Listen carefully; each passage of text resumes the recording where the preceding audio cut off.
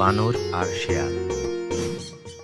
এক বানর বনের পশুদের সামনে নানা ভঙ্গিতে এমন নাচ নাচল যে তাই দেখে জবর খুশি হয়ে তারা বললে, আজ থেকে তুমিই হলে আমাদের রাজা।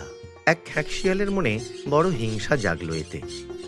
বনের এক জায়গায় একটা ফাঁদ এবং তাতে কিছু জল খাবারের টোপ আছে দেখে শেয়াল বানরটাকে ভুলিয়ে ভালিয়ে সেখানে এনে ওই খাবারটা দেখিয়ে বললে, মহারাজ, অনেক কষ্টে এই সুস্বাদু খাবার সংগ্রহ করেছি আমি, আপনি এটা গ্রহণ করে আমায় ধন্য করুন।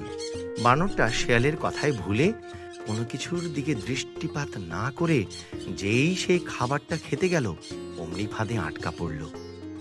এমনি করে ভুলিয়ে শেষে আমায় ফাঁদে ফেললে তুমি?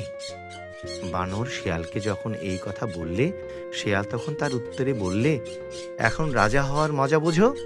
মূর্খ বানর বনের রাজা হলে তার এই দশাই হবে রে দাদা।